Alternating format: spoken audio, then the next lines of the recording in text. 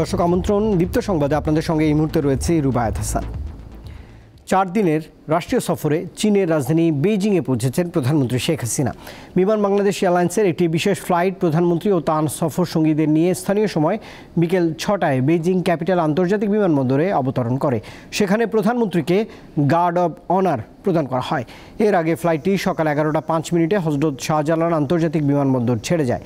বেইজিংয়ে অবস্থানকালে প্রধানমন্ত্রী 10 জুলাই চীনের প্রেসিডেন্ট শি জিনপিং এর সঙ্গে দ্বিপক্ষীয় বৈঠক এবং চীনের প্রধানমন্ত্রী লি কিয়াং এর সঙ্গে একটি প্রতিনিধি পর্যায়ের বৈঠকে অংশ নেবেন।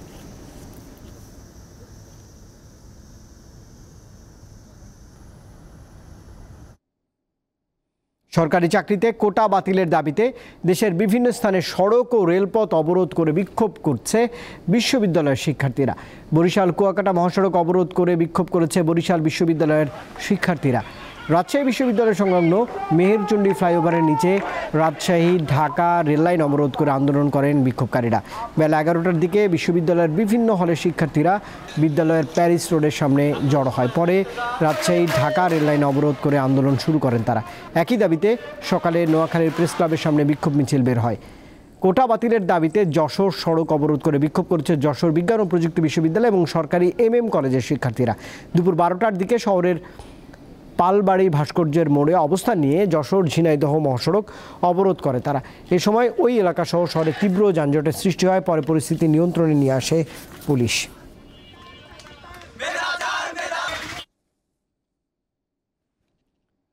বিএনপি চেয়ারপারসন খালেদা জিয়াকে আবারও হাসপাতালে ভর্তি করা হয়েছে। হঠাৎ অসুস্থ হয়ে পড়ায় আজ ভোররাত 4টা 20 দিকে খালেদা জিয়াকে গুলশানের বাসা থেকে অ্যাম্বুলেন্সে করে এভার কেয়ার হাসপাতালে নেওয়া হয়।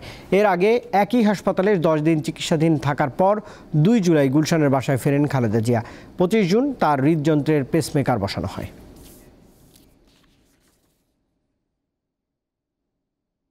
উনি এখন অত্যন্ত অসুস্থ এবং সেইভাবে ওনার চিকিৎসা না দিচ্ছেন। ওরা আরও অবনতি হয়েছিল, তার শরীরের অবনতি হয়েছিল এবং সেই কারণেই তাকে নিতে হয়েছে আর কি, খুব জরুরি ভিত্তিতে নিতে হয়েছে। বোঝানো রাত 4টায় তাকে অ্যাম্বুলেন্সে করে যেতে হয়েছে। তো যেখানে উনি বারবারই আসছেন সুন্দরভাবে, কিন্তু যেতে হচ্ছে আবার তাকে অ্যাম্বুলেন্সে। স্বাস্থ্য সুরক্ষা আইন নিয়ে কাজ করছে মন্ত্রণালয়। আগামী সংসদ অধিবেশনে এটি উপস্থাপন করা হবে বলে জানিয়েছেন স্বাস্থ্যমন্ত্রী সামন্তলাল সেন। আজ রাজধানীর মিডফোর্ড হাসপাতালের ইমার্জেন্সি ইউনিট, ICU, সার্জারি ওয়ার্ডসহ বিভিন্ন ইউনিট ঘুরে দেখেছেন স্বাস্থ্যমন্ত্রী। রোগী, তার স্বজন ও কর্তব্যরত ডাক্তারদের সঙ্গেও কথা বলেছেন তিনি। হাসপাতালটিতে জায়গা সংকটের কারণে কিছুটা ভোগান্তির সৃষ্টি হয়েছে জানিয়ে এটি দ্রুত সময়ে সমাধানের আশ্বাস দিয়েছেন স্বাস্থ্যমন্ত্রী। পাশাপাশি দেশের সকল মেডিকেল কলেজ হাসপাতালের শিক্ষার্থীদের আবাসন সমস্যা দূর করা হবে বলেও জানিয়েছেন সামন্তলাল। দুইজনেরই কেউ শঙ্কামুক্ত না, সবারই হেড ইঞ্জুরিও আছে। একজন তো বয়স্ক, আরেকজন, দুইজনই বয়সী, বাট একজনের কম বার্ন হইলেও তারও হেড ইঞ্জুরি। আমরা একজনকে ICUতে নিয়ে যাচ্ছি, তবে তাদের চিকিৎসার সমস্ত দায়িত্ব বাংলাদেশ সরকার বহন করবে। ঠিক আছে। আজ থেকে শুরু হয়েছে TCBর জুলাই মাসের পণ্য বিক্রি। সারা দেশে 1 কোটি ফ্যামিলি কার্ডধারী নিম্ন আয়ের পরিবার 3টি পণ্য কিনতে পারবে। এতে প্রতি লিটার ভোজ্য তেল 100 টাকার, আর মসুর ডাল 60 টাকা কেজি, আর চাল 30 টাকা করে মিলবে। কোনোভাবেই টানা যাচ্ছে না নিত্যপণ্যের লাগাম। একাধিক মন্ত্রী বিভিন্ন সময়ে কঠোর অবস্থানের কথা বললেও বাজারে এর প্রভাব পড়ছে না। ফলে মূল্যস্ফীতির চাপে পিষ্ট সাধারণ মানুষ, দিশেহারা ক্ষুধার রাজ্যের বাসিন্দারা। দিন দিন যেন নাজুক হচ্ছে তাদের অবস্থা। এ পরিস্থিতিতে সারা দেশের নিম্ন আয়ের 1 কোটি পরিবারের মাঝে ভর্তুকি মূল্যে TCBর পণ্য বিক্রির কার্যক্রম হাতে নেয় সরকার। সোমবার সকালে রাজধানীর করাইল TNT কলোনির আনসার ক্যাম্প মাঠে জুলাই মাসের কার্যক্রম উদ্বোধন করেন বাণিজ্য সচিব। তিনি জানান, TCBর জন্য পেঁয়াজ ও আলু আমদানির চেষ্টা চলছে, পাশাপাশি তদারকি করা হচ্ছে বাজার। নর্মালি চিনি, আলু, পেঁয়াজ এই 3টি এখানে যুক্ত করার বিভিন্নভাবে চেষ্টা করছি, কারণ আমাদের কয়েকটি পণ্যের কিছু দাম ওঠানামা করছে, সেটা আমরা মনিটর করছি। সরকারের এই কার্যক্রম নিম্ন আয়ের মানুষের মাঝে কিছুটা স্বস্তি দিচ্ছে। এই জিনিসটা পাই আমরা অনেক উপকার পাই। তেল, মসুর ডাল আর চাউল দিচ্ছে আর কি, কিন্তু সাথে পেঁয়াজটা দিলে ভালো হতো। এই দফায় ফ্যামিলি কার্ডধারী একজন ক্রেতা সর্বোচ্চ 2 লিটার ভোজ্য তেল, 5 কেজি চাল ও 2 কেজি মসুর ডাল কিনতে পারবেন। নূর আলম, দীপ্ত সংবাদ, ঢাকা। রাশিয়ায় পৌঁছেছেন ভারতের প্রধানমন্ত্রী নরেন্দ্র মোদী। 5 বছর পর রাশিয়া সফরে গেলেন নরেন্দ্র মোদী। মস্কোতে প্রেসিডেন্ট ভ্লাদিমির পুতিনের সঙ্গে বৈঠক করবেন তিনি। এছাড়া সোমবার রাতে পুতিনের সঙ্গে নৈশভোজেও অংশ নেবেন তিনি। কূটনৈতিক মহলের মতে দুই রাষ্ট্রপ্রধানের মধ্যে একাধিক বিষয় নিয়ে আলোচনা হবার সম্ভাবনা রয়েছে।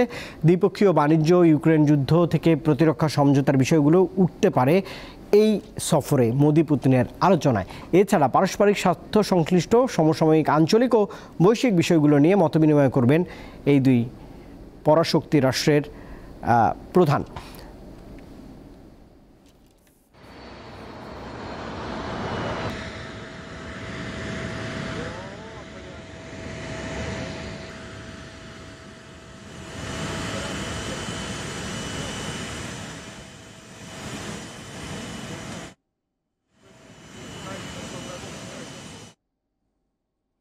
স্বাগতিক পাকিস্তান ও নিউজিল্যান্ডের ম্যাচ দিয়ে 19 ফেব্রুয়ারি শুরু হবে চ্যাম্পিয়ন্স ট্রফি টুর্নামেন্টের প্রস্তাবিত সূচিতে এমনটাই জানিয়েছে ব্রিটিশ গণমাধ্যম দ্য টেলিগ্রাফ। উদ্বোধনী ম্যাচের ভেন্যু করাচি।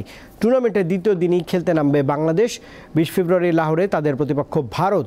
টাইগারদের পরের ম্যাচ দুটি যথাক্রমে পাকিস্তান ও নিউজিল্যান্ডের বিপক্ষে। 24 ফেব্রুয়ারি স্বাগতিকদের সঙ্গে ম্যাচটি রাওয়ালপিন্ডিতে, আর নিউজিল্যান্ডের বিপক্ষে লাহোরের খেলাটি অনুষ্ঠিত হবে 27 ফেব্রুয়ারি। লাহোরে ভারত পাকিস্তান ম্যাচ 1 মার্চ। তবে ভারত পাকিস্তানে যাবে কিনা তা এখন পর্যন্ত নিশ্চিত নয়। গত বছর স্বাগতিক পাকিস্তানের পরিবর্তে শ্রীলঙ্কায় গিয়ে এশিয়া কাপের ম্যাচগুলো খেলেছিল তারা।